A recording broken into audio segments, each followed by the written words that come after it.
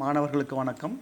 8ஆம் வகுப்பு சமூக அறிவியல் பாடத்தில் புவியியல் பாடத்தில் 3 பாடம் எண் 3 நீரியல் சுழற்சி என்ற பாடத்திற்கு உண்டான ஒரு மதிப்பெண் வினாக்களை நம்ம இன்றைக்கி பார்க்கலாம். ஃபஸ்ட்டு சரியான விடையை தேர்ந்தெடுத்து எழுதுக அப்படின்னு கேட்டிருக்காங்க. நீர் கடலிலிருந்து வளிமண்டலத்திற்கும் வளிமண்டலத்திலிருந்து நிலத்திற்கும் மீண்டும் நிலத்திலிருந்து கடலுக்கு செல்லும் முறைக்கு டேஷ் என்று பெயர் அப்படின்னு கேட்டிருக்காங்க. இதில் 4 ஆப்ஷன் கொடுத்துருக்காங்க. ஆற்றின் சுழற்சி, நீரின் சுழற்சி, பாறை சுழற்சி, வாழ்க்கை சுழற்சி அப்படின்னு கொடுத்துருக்காங்க. இதுக்கு ஆன்சர் பார்த்திங்கன்னா நீரின் சுழற்சி. இதுதான் நமக்கு சரியான ஆன்சர். அடுத்து கேள்வி எண் 2. புவியில் உள்ள நன்னீரின் சதவீதம் டேஷ்னு கொடுத்துருக்காங்க. இதில் பார்த்தீங்கன்னா 71%, அடுத்தது 97%, 0.6%, அடுத்தது 2.8% கொடுத்துருக்காங்க. இதுக்கு நமக்கு ஆன்சர் பார்த்திங்கன்னா 2.8% ஆகும். அடுத்தது கேள்வி எண் 3. நீராவியிலிருந்து நீராக மாறும் முறைக்கு டேஷ் என்று பெயர் அப்படின்னு கேட்டிருக்காங்க. ஆவி சுருங்குதல், மழை, ஆவியாதல், பதங்கமாதல். இதுக்கு சரியான ஆன்சர்னு பார்த்திங்கன்னா ஆவி சுருங்குதல்.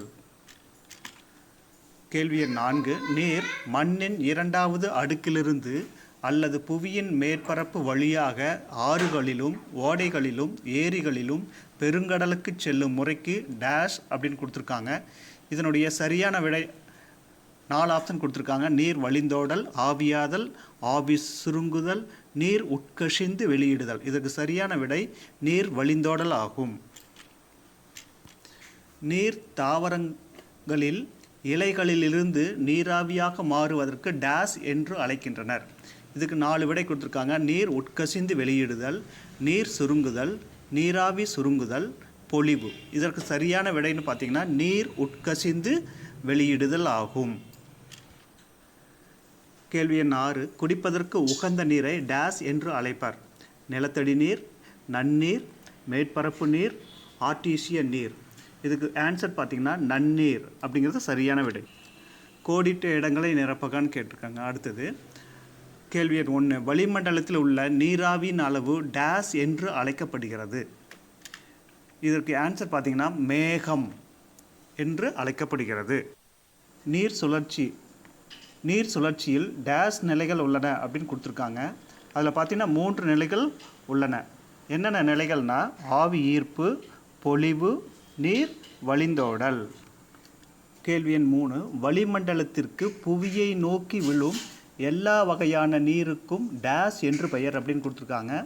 ஆன்சர் பார்த்திங்கன்னா அதுக்கு மழைத்துளி என்று பெயர். கேள்வி எண் 4. மழைத்துளியின் அளவு 0.5 மீட்டருக்கும் குறைவாக இருந்தால் அம்மழைப்பொழிவின் பெயர் டேஷ் ஆகும்.